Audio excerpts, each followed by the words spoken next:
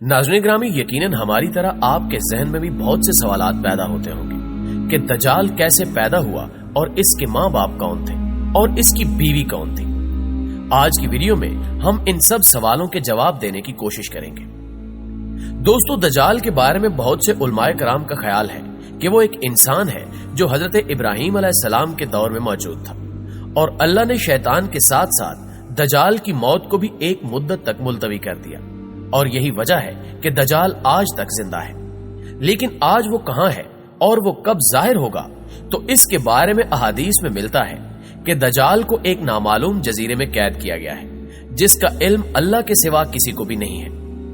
मुतअद्दिद उलमा के मुताबिक दज्जाल का ठिकाना जापान के शैतानी समंदर में है, जबकि सही मुस्लिम की एक रिवायत के मुताबिक दज्जाल का खुरूज मशरिक से होगा। बहुत सी अहादीस में मिलता है कि दज्जाल कौम यहूद से होगा और उसके पैरोकारों में ज्यादातर यहूदी ही होंगे। इस वक्त दुनिया के 3 बड़े आसमानी मज़ाहिब यानी इस्लाम, यहूदियत और ईसाईयत एक हस्ती का इंतजार कर रहे हैं जो आखिरी वक्त में जाहिर होगी और वो हस्ती इंसानियत के लिए मसीहा और निजात दहिंदा साबित होगी। नाज़रीन, अगर आप ईसाईयत की लोक दास्तानों को सुने तो उनमें दज्जाल का जिक्र कुछ इस तरह से मिलता है कि दज्जाल एक ऐसे घर में पैदा होगा जिस घर के रहने वाले इंतहाई नेक और ईमानदार होंगे। ये खानदान यानी उसके वालिदैन सालों से बेटे की दुआ कर रहे होंगे और फिर अल्लाह उनके घर बेटा पैदा करेगा जो दज्जाल होगा। दज्जाल के पैदा होने की खुशी में उसके वालिदैन बेहद खुशी मनाएंगे, लेकिन दज्जाल हद से ज्यादा गुस्ताख और बेअदब होगा। प्यारे दोस्तों, यहूदी दज्जाल को अपना मसाया यानी अपना मसीहा करार देते हैं। आज के दौर में यहूदियों के मुताबिक उनका मसाया यानी निजात दहिंदा यहूदी उल नस्ल होगा। उनके मुताबिक दज्जाल हजरत दाऊद अलैहिस्सलाम के शाही खानदान से होगा और तख्ते दाऊद का जानशीन होगा। वो इंसानी नस्ल से गोश्त पोश्त का एक इंसान होगा और आम इंसानों की तरह परवरिश पाएगा, लेकिन वो गैर मामूली और बहुत सी पुरस्कार ताकतों का हामिल होगा। यहूदी उलमा के मुताबिक वक्त मुकर्रर से पहले खुद दज्जाल को भी इल्म नहीं होगा कि वो यहूदी कौम का निजात दहिंदा और खुदा का मुंतखब करदा है। खुदा इसकी आमद के वक्त इसको इसका मकाम बता देगा, तब वो यहूदियों का निजात दहिंदा बनकर इंतहाई हैरत अंगेज कुव्वतों के साथ सामने आएगा। वो अजीम निजात दहिंदा, अजीम रहनुमा, अजीम सिपह सालार, अजीम जज, अजीम आलम दीन और नस्ल इंसानी का इंतहाई बाकमाल और अजीम तरीन बादशाह होगा। इसकी जहानत इंतहा दर्जे की होगी। दुनिया भर में मौजूद धक्के खाते और जलीलो रुस्वा यहूदियों को जमा करके इसराइल में बसाएगा। इनके अकीदे के मुताबिक वो मस्जिद अक्सा को शहीद करके उसकी जगह यहूदियों का किबला यानी हैकले सलमानी तामीर करेगा। यहां तक कि दज्जाल तमाम गैर यहूदियों के खिलाफ एक खौफनाक जंग करके उन सब को हलाक कर देगा और वो हजरत दाऊद अलैहिस्सलाम की सल्तनत को शानो शौकत के साथ कायम करेगा।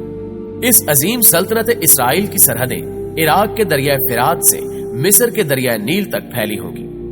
फिर वो तमाम यहूदियों को अपनी बनाई गई खुद साख्ता शरीयत पर अमल दरामद करवाएगा। ख्वातीनो हजरात, यहूदियों की किताबों में दर्ज है कि खुदा ने दुनिया की बादशाहत को सिर्फ हजरत दाऊद अलैहिस्सलाम की नस्ल यानी यहूदियों के लिए मखसूस कर रखा है। लिहाजा इनका मानना है कि दज्जाल एक अजीम पैगंबर होगा, लेकिन हजरत मूसा अलैहिस्सलाम से कम अजीम होगा और हजरत मूसा अलैहिस्सलाम जैसा तो कोई पैगंबर भी नहीं हो सकता। जबकि नाज़रीन, इनका मजीद कहना है कि सारी दुनिया दज्जाल की अक्लो जहानत और ताकतों की वजह से इसको बादशाह तस्लीम कर लेगी और दुनिया के सारे मज़ाहिब खत्म हो जाएंगे, सिर्फ यहूदियत बाकी रहेगी। गैर यहूदी कभी यहूदी नहीं बनेंगे और ना ही उनको यहूदी मजहब इख्तियार करने दिया जाएगा, अलबत्ता वो सब हलाक कर दिए जाएंगे। यहूदियों के मुताबिक दज्जाल इंतहाई खूबसूरत और नौजवान शख्स होगा। दोस्तों, अब आपको वाज़े हो चुका होगा कि यहूदी दज्जाल के बारे में क्या सोचते हैं। हमारे प्यारे आका मोहम्मद सल्लल्लाहु अलैहि वसल्लम ने 1400 साल पहले ही बता दिया था कि यहूदी दज्जाल को इसकी ताकतों की वजह से अपना आका और रहनुमा मान लेंगे। अब पता चलता है कि वो ऐसा क्यों करेंगे। लिहाजा आज दुनिया में जितनी भी बदअमनी है वो यहूदियों की जानिब से इसलिए फैलाई जा रही है कि वो जल्द अज जल्द अपने मसीहा को दुनिया पर हुक्मरान देखना चाहते हैं। इसराइल का कयाम भी दज्जाल के इस्तकबाल की पहली बाकायदा तैयारी की वजह से है।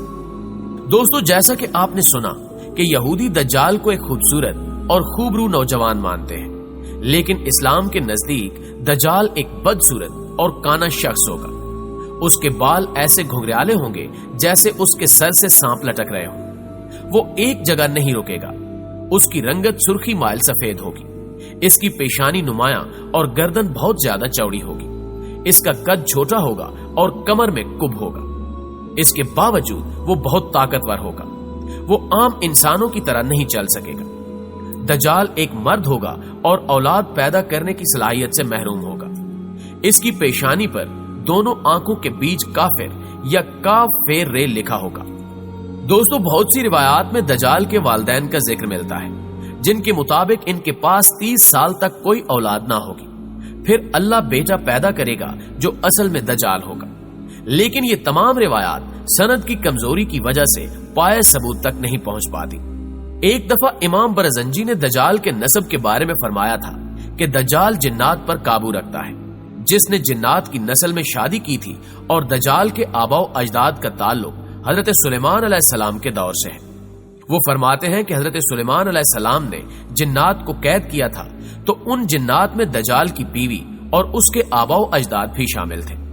لیکن اس فرمان کے باوجود دجال کی پیدائش اور اس کے والدین کا ہونا یا نہ ہونا ایک ایسا معمہ ہے جس کے بارے میں کوئی بھی وثوق سے کچھ نہیں کہہ سکتا۔ ناظرین گرامی، پاکستان کے ایک معروف اسلامی اسکالر کے ایک آرٹیکل کے مطابق دجال کی پیدائش اس وقت ہو گئی تھی جب زمین پر جنات کی حکومت تھی۔ ان کا کہنا ہے کہ دجال انسان، جانور اور جن کے ملاپ سے وجود میں آیا تھا، اور جب اللہ نے انسانوں کو زمین پر بھیجا تو فرشتوں نے اللہ کے حکم کے مطابق جنات اور انسانوں کے درمیان ایک پردہ قائم کر دیا، جس سے انسان اور جنات کی دنیا الگ الگ ہو گئی۔ فرشتوں سے جنگ کے بعد جنات کو مختلف جزیروں میں قیدی بنا لیا گیا تھا، لیکن ان میں سے کچھ جنات ایسے بھی تھے جنہوں نے فرشتوں سے بدلہ لینے کا سوچا۔ یہ وہ وقت تھا جب ایک جن نے ایک انسان سے جنسی ملاپ کرنا چاہا، لیکن وہ ان دونوں مخلوقات کے درمیان حائل رکاوٹ کی وجہ سے ایسا نہ کر پایا۔ اسی دوران جساسہ نامی ایک اور مخلوق جو کسی جانور کی نسل سے تھی، اس نے ان دونوں کے درمیان اولاد کے حصول کے لیے خود کو پیش کیا، اور اس طرح انسان اور جن کا تخم جساسہ کے پیٹ میں پلنے لگا، اور اس طرح ایک تیسری مخلوق پیدا ہوئی جسے دجال کہا جاتا ہے۔ پھر دجال کو فرشتوں نے زنجیروں سے باندھ لیا تاکہ دنیا دجال کے شر سے محفوظ رہ سکے۔ ناظرین گرامی، دجال ایک قسم کی انوکھی مخلوق ہے جس کو جساسہ کے ذریعے تمام خبریں ملتی رہتی ہیں، کیونکہ جساسہ ایک ایسی مخلوق ہے جو زمین اور سمندر سمیت ہر جگہ پر رہ سکتی ہے۔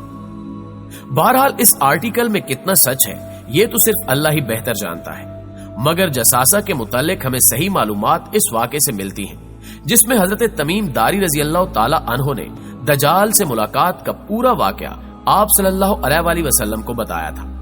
ایک دفعہ عثمہ بنت یزید بیان کرتی ہیں کہ رسول اللہ صلی اللہ علیہ وآلہ وسلم میرے گھر تشریف فرما تھے۔ آپ صلی اللہ علیہ وآلہ وسلم نے دجال کا ذکر فرمایا کہ اس کے ظہور سے پہلے 3 قحط پڑیں گے۔ 1 سال آسمان کی 1/3 بارش رک جائے گی اور زمین کی پیداوار بھی 1/3 کم ہو جائے گی۔ دوسرے سال آسمان کے 2 حصے کی بارش رک جائے گی اور زمین کی پیداوار 2 حصے کم ہو جائے گی، اور تیسرے سال آسمان سے بارش بالکل بھی نہیں برسے گی اور زمین کی پیداوار بھی کچھ نہیں ہوگی، حتیٰ کہ جتنے حیوانات ہیں، خواہ وہ کھر والے ہوں یا داڑھ سے کھانے والے، سب ہلاک ہو جائیں گے۔ پیارے دوستو، بے شک ایک دن دجال اور دجالی نظام کا بالکل خاتمہ ہو جائے گا۔ دجال کے خاتمے کے بعد حضرت عیسیٰ علیہ السلام اس حال میں ہوں گے کہ اچانک اللہ تعالیٰ کی طرف سے ان کے پاس یہ وحی آئے گی کہ میں نے ایسے بندے پیدا کیے ہیں جن سے لڑنے کی قدرت و طاقت کوئی نہیں رکھتا، تم میرے بندوں کو جمع کر کے کوہ طور کی طرف لے جاؤ اور ان کی حفاظت کرو۔ پھر اللہ تعالیٰ یاجوج ماجوج کو ظاہر کرے گا جو ہر بلند زمین کو پھلانگتے ہوئے اتریں گے اور دوڑیں گے، اور ان کی تعداد اتنی زیادہ ہوگی کہ جب ان کی سب سے پہلی جماعت بحر تبریہ سے گزرے گی تو اس کا سارا پانی پی جائے گی۔ پھر جب اس جماعت کے بعد آنے والی جماعت وہاں سے گزرے گی تو بحر تبریہ کو خالی دیکھ کر یہ کہے گی کہ اس میں کبھی پانی تھا۔ اس کے بعد یاجوج ماجوج آگے بڑھیں گے یہاں تک کہ جبل خمر تک پہنچ جائیں گے جو بیت المقدس کا ایک پہاڑ ہے، اور وہ ظلم و غارت گری، اذیت رسانی اور لوگوں کو پکڑنے اور قید کرنے میں مشغول ہو جائیں گے، اور پھر کہیں گے کہ ہم نے زمین والوں کو ختم کر دیا، چلو اب آسمان والوں کا خاتمہ کرتے، چنانچہ وہ آسمان کی طرف اپنے تیر پھینکیں گے۔ ناظرین گرامی، دجال اس وقت کہاں ہے اور کس حالت میں ہے، بے شک یہ اللہ تعالیٰ کے سوا کوئی بھی بہتر نہیں جانتا۔ آج کی ویڈیو میں بس اتنا ہی۔ دوستو ویڈیو اچھی لگے تو اسے لائک کرتے ہوئے اپنے دیگر دوستوں کے ساتھ بھی شیئر کر دیجیے۔ انشاءاللہ آپ سے ملاقات ہوتی ہے اگلی ویڈیو میں، تب تک اپنا ڈھیر سارا خیال رکھیے گا۔ اللہ نگہبان۔